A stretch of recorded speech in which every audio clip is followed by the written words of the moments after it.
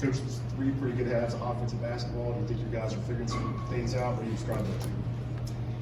You know, I like to think so. I like to think that they're starting to understand what goes into winning. We certainly know what goes into losing, and so I do think that defensively, really we're more pleased with what we've done for 3 straight halves defensively, probably as much as anything. And we did take, I think this is the lowest amount of turnovers we've had all year, I think. And they changed defenses early, like we thought they would, from their 1-3-1, which we get it below the foul line, it's going to morph into a 2-3. I thought our guys recognized that okay, and really made a conscious effort of putting it inside. But defensively was where we got it going again, and it's something that I just hope we can continue to build on. That the John Fulkerson that you have to try to explain to John Fulkerson that he can be? Yeah, and you know what, Grant, I think a lot of it has to do with playing less minutes. I think that Olivier, we thought as a staff, walking off the court, that he had played his best game overall, doing what we needed to do, and told him that he just can't go backwards now because he's made some of those strides and then backed up. But you know, Uros and those minutes that those 2 guys can give, puts Fulky down around 25, 27 minutes where he probably plays his best basketball. And I think he likes that better.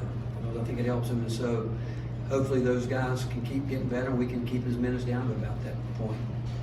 Run quite a bit in that full court 1-2-2 the past 2 games. How long have y'all been working on that? What have you liked from when you've gotten into this? Well, to be honest with you, that's always been part of our plan. I've never a year not had it. I learned that perhaps from Joe Gallagher at St. John's High School as an assistant coach back in the early 80s, and it's always been a part. It's just depending on how much we want to use it and what we need to do with it. But we feel like with this group that it would help us, and hopefully just to get some time off the clock. Maybe people have to not have quite as much time to work with, and we're longer. You know, we can spread out up there, which we like that. And but we've just got to. We still have to get better with it, to be quite honest with you. There's some holes still in it that we've got to plug. Just in general, with your defense, what do you like about what y'all been doing these last couple games? Well, I think the biggest thing is not as many breakdowns. You know, that's been the biggest thing where we do a lot of switching, and you know, sometimes we're playing when they're post men, one guy we might be switching on, the other guy we might be going with a different ball coverage there, and they're picking that up better, they're echoing better, they're communicating better, they're talking better, and so I think that's all happening. But we're getting more carryover from practice in terms of that communication, and we're trying to really work hard at not getting too spread out, where we are getting beat so much off the dribble, and obviously trying to keep ourselves in pretty good rebound position.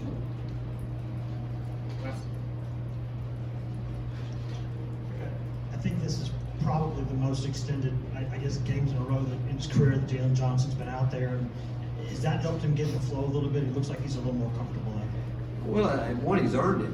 You know, what he's done, as much as anything, he has really worked hard on his defense. He's really trying, and what I love about him, that he did the best job of anybody we've had in a long time in Vanderbilt talking. He's out there talking, helping guys. And I think what he's done, he's starting to understand the game better in terms of understanding he doesn't have to make threes to stay in the game.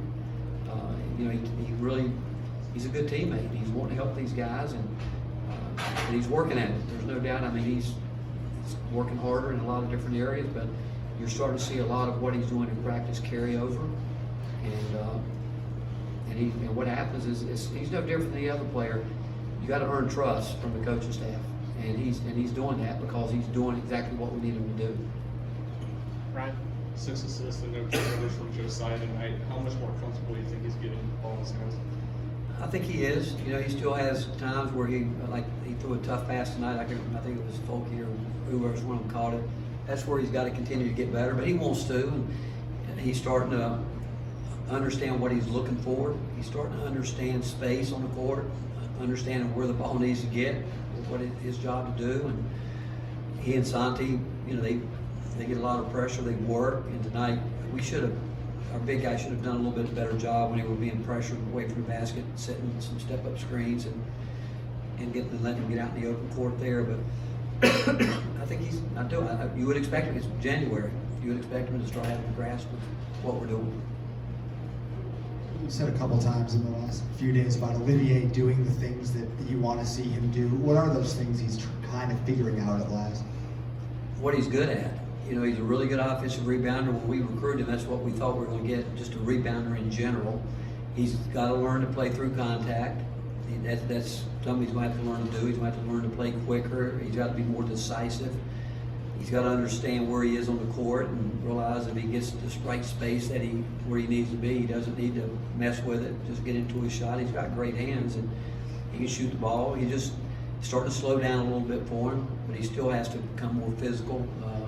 But rebounding wise, we think he can hold his own with anybody. We just told him if he would do what we asked him to do, he would figure it out. And he's been doing it more consistently in practice, and tonight he carried it over to the game.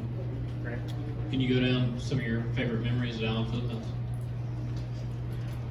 Well, a couple, we won in there one year. That was a big one, but if you ask me the greatest college basketball performance I ever witnessed in my life was Kevin Durant.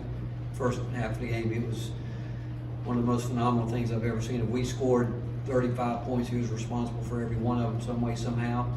And right at the beginning of I think it was at the end of the half, he turned his ankle, and when he left the floor, they gave him a standing O. And I remember he turned his ankle right in front of me. It was at the start of the second half.